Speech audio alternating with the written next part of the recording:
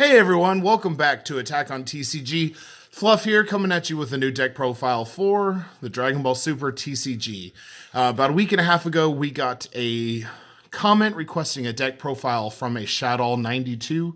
I think that's in reference to the Yu-Gi-Oh archetype that is 3 or so years old. I love that archetype, just a shout out there. So getting into this deck, this is a mono red, well, it's red-blue GT Pan, so it uses a lot of the themes from the GT stuff, though I've put a couple of my own little twists in there. You kind of see as we move along. I've never played with Pan before, so this was really interesting for me as to see how she works. We have a few guys that are locals that really love to run her, and I honestly, she's not a leader for me. I've enjoyed playing with her, but she doesn't fit my general overall playstyle. I feel like her autos kind of push me into making less than optimal plays. And really, I had to resist when testing this deck, building the deck to specifically feature her auto. I'll kind of go over a few of those as we get to them. But getting into Pan herself, Pan is pretty cool. She has a pretty unique ability. When you play a battle card, you choose that battle card and it gains 5,000 power for the duration of the turn. Then if its power is 20,000 or more, draw one card. So that kind of brings us into the situation where some of your earlier turn plays that maybe only have a 5,000 or a 10,000 power won't get you early draws. So I tried to maximize ways to get draws early with this deck using Pan's ability specifically. When you're at 4 or less life, you choose 2 of your energy, switch them back to active mode, and then flip her over. On the backside, she has the same ability. When you play a battle card, it gains 5,000 power. Then if its power is 20,000 or more, draw one card. But on the backside, when she attacks, we get to draw one. So I like the backside a lot more than the front side, but I also really like the ability to retap energy in this deck. It's absolutely fantastic. So I'm going to get into the meat of the deck here. Starting off with our super combo. I started out with the super combo, and I wanted to talk about this one first because when I initially built this deck, I was thinking of ways to take advantage of the leader's ability. So I threw in the new Roshis that have the 15,000 power. There are 2 costs. They're a super combo with Sparkling 5. As long as you have 5 cards in your drop area, you get to draw a card when you combo with it. But more than that, when you play it with Pan increases its power by 5,000 and you get to draw. One of the problems that I had when testing with the deck is I never had 5 cards in the drop area. And if I did, I was using them for overwhelming or other things. So I chose to go with this super combo. When we're at 5 or less life, we get to draw 1 card plus the automatic 10,000. It just fit better. It worked better in testing. I'm not saying you can't use Roshi with the Pan leader. Just the way that I built this deck, I don't think it does it justice. Another card that I took out that I decided not to keep was the free blocker. I'm losing his name here. So it's an L. The Bodyguard Legic. Yeah. Thank you. I don't know why I blanked out on that. I was playing Bodyguard Legic. I like Bodyguard's Legic synergy with Pan, but if you go first, your opponent hasn't played a battle card yet. You can't play the Legic. If you play a battle card, then you draw the Legics. They're dead. They become free energies. I chose not to run Legics in this deck. You could absolutely play them. They're a perfectly acceptable card to play. It just didn't work for me. I never once played them, even though they were constantly in my hands. So, but we are playing the super combo Sideline Assist Bulma from set 5.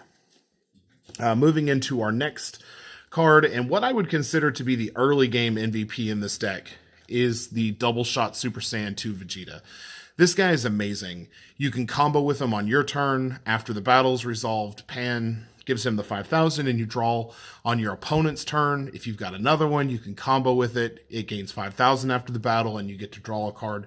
If you've got 2 on the board at any given time, you can kind of rotate them back and forth. 1 attacks, 1 combos, or attack with leader, combo with 1. and then next turn to defend, combo with one while defending your castle. These guys don't go away unless your opponent really takes that moment to deal with them, but they're perfect in synergy with Pan and getting her effect off. So we do run 4 of these. They're pretty awesome. They're like the free Hans, but they are red. Next, we run 3 of the Digging Deep Vegetas. I really like this card. It's a lot like the Tapion that came out of set 4 with this card. When this card attacks, you may add up to 2 cards from your life. If you do, switch this card back to active mode and it gains 5,000 power. Now, if you play this and you get Pan's power, you're looking at a 25,000 attack Vegeta that's attacking a second time. This does fit under Chain Attack Trunks. It's an awesome card. It's awesome for getting yourself awakened. I'm not 100% certain that I want to keep this card in here, but I do like its synergy with the deck.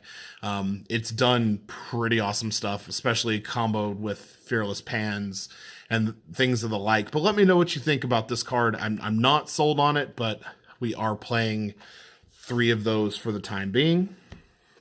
And I debated a lot on whether to keep this at 2 or bump it up to 3, but we do play 2 of the Fearless Pans. She's an awesome Chain Attack Trunks target in this deck. So she's got blocker barrier, so she's going to be defensive for you, but also when she's played, you choose all other red leader cards or battle cards on your side of the field. They gain 5,000 power for the turn and double strike for the turn. So if you've got a couple double shot Vegetas, Chain Attack Trunks, and your leader hasn't attacked, you've got a lot of cards on the field with a lot of aggression. They've all got double strike. They've all got that extra 5,000. She's just awesome. This card has won me games testing with her before. I think anything that runs a red engine with Chain Attack Trunks should consider running at least 2 of these, if not more. I do see these getting clunky if you run them more than that, but they are awesome at 2. You see them often enough, but not so much that they just clog your hand. Next, I run probably my favorite aspect of the GT package is the Determined Super Saiyan Son Goku. It's a 3-drop with critical. If your life is at 4 or less, he's considered to have an energy cost of 5 while he's on the field. This is perfect for getting into triple flashes. It's perfect for getting into Victorious Fist. I love this aspect of the GT engine. It's probably the thing that drew me to it the most. So I do love this card. It fits under Chain Attack Trunks. It will get you your draw if you have to hard cast it. It'll get you your draw off of Pan's effect. Plus, he's a critical. That's not terrible by any means in and of itself. So we do run 4 of these. When I initially built it, I didn't run it with this. And I really hated how clunky the triple flash engine felt without it. So I went back to it, ended up adjusting my numbers throughout the deck. I just wouldn't build a GT deck without these. These guys are rock stars. Then we're looking at probably the MVP of the deck, Chain Attack Trunks. I don't run the Intensifying Power Trunks because of the prevalence of Crisis Crushers and just how easy they are to deal with. But Chain Attack Trunks, hard casting at a 4 is never a bad option. There's never a moment where I can that I don't want to. So, whether the target is Zeno or Digging Deep Vegeta or Determined Super Saiyan Son Goku or Fearless Pan, there's a ton of targets in this deck to choose from, and they're all good targets. It's a good way to swarm your field. It's a good way to reset if you've got Zeno live. This card has single-handedly won games before. So if you're running red, play Chain Attack Trunks. It's just fantastic, and it works well in this deck. One thing to comment on is the timing of Trunks and Pan's leader. So if you play Chain Attack Trunks and then you play Zeno off of it, Pan's effect goes off on either the Chain Attack Trunks or the Zeno. You choose the order of resolution there. But you have to draw before the Zeno resolves. So using Pan's effect off that, be careful because it's kind of a wasted draw at that point. Because Pan's ability has to activate on the first battle card that you play on the turn. So if you don't want to waste that, Chain Attack Trunks with Zeno is not the best way to handle it. Next, we do play 4 of the Unbreakable Super Saiyan Son Gokus. I've hard cast these before, though they are most better used as defending the castle sort of thing. So paying the 1, getting the 10,000, getting the draw. It's absolutely perfect. Love it in this deck. It doesn't fit under the chain attack, but it is still a welcome addition to this deck. We, of course, run 4 of those. Next, we're looking into, this is kind of our mid to late game. If we get that late, we do play 2 foreseeing hits. This deck doesn't like to get up into turn 4, turn 5. When it does, actually, turn 4 is about the turn that you start going off on this deck. And I find that hits compete for that spot, and hit is not always the card that you want to go off in that spot. So that's the main reason we're not running more than 2, but we do run the 2 because sometimes we can't go off with the chain attack trunks. We don't have Zeno ready. We can't triple flash. So we want to stall out and make sure that we can survive till turn 5 to see that we could get further. So we do play the foreseeing hits for that. Then I am playing 3 of the untapped power Super Saiyan 3 Son Goku. These came out of set 4. I've never really played with these. They haven't evolved. They take 4 energy, 3 of which have to be red. It has deflect, so no counterplays, no cold bloodlust. Auto, when you play this card, you draw 1 card, then choose up to 1 of your energy and switch it back to active mode, and this card gains 5,000 power for the duration of the turn. Now, this guy is awesome with triple flash because he comes out, he gets his own 5,000, and then Pan gives him 5,000, so that gives him a 10,000, which sets up Triple Flash's ability. Now, I've not actually been able to get the untapped power Super Saiyan 3 Son Goku out. Theoretically, with 5 energy, or if you've already got a Goku out and you need to evolve out, it sets up like the perfect Triple Flash play. I wanted to test this over Victorious Fist, Super Saiyan 3 Son Goku, just because in my last couple videos I've used the Victorious Fist, and this one I really wanted to test this guy out, though honestly I haven't been able to play him yet. I've always played the Triple Flash off of the determined Super Saiyan Son Goku, and if I see these guys, it's just too early in the game. If we're getting to the point where I can play this card and then Triple Flash after, I'm going to lose by that point, or I've already won by that point, and it's just kind of win more. So I do like the card in theory. It reminds me a lot of the At All Costs Vegeta as far as what it does. So we do run this. I run it at 3. I'm very heavily considering taking it out because of its little more steep energy costs, but it does perfectly set up Triple Flash. So that's the main reason that we're keeping it. Then kind of our last Zeno target, or Chain Attack Trunks target in the deck, I gave it away, is Zeno the Plain God. If you're playing Chain Attack Trunks, this is never a bad card to play, even if you aren't running any other blue cards. But this card can single-handedly win a game. You could be playing a Storm player who has 12 cards in their hand, or you could be playing a Shenron deck that has used their Dragon Balls and they're sitting in 16 cards in their hand. They can shuffle all that back. It stalls their momentum. And if you've only got to deal 1 point of damage, this might be the way to do it. Yes, you might go from having 5 or 6 cards in your hand to 5 cards in your hand, but your opponent is going to lose a lot more for it. And I think, and every time that I've played Zeno, I've won, except for maybe once, and it kind of messed me up on the draw, but Zeno really helps you take control of the board if maybe you're a little bit behind again. So always play Zeno. He's perfect. Then kind of the king of the deck, Triple Flash Super Saiyan 4 Son Goku. This deck utilizes everything that's good about him. He's only 1 energy to EX Evolve, though it's the only EX Evolve that you can do up until that point. When you EX Evolve, you draw 2 cards. He's got Deflect and Triple Strike. But then also, because we're playing with a red Saiyan leader, we get to take advantage of his permanent. When his power is 40,000 or more, your opponent can activate counter cards. So they're going to be forced to combo through his attack if you've got him up to that point. But if you don't have him up to that point, there's nothing wrong with a 35,000 Triple Strike from playing a Pan or using Pan's effect. So this guy's awesome. I love this card. It's probably one of my favorite red cards in the game right now. And I built a few decks surrounding him here recently because I've just jumped into GT, but loving it, having so much fun with it.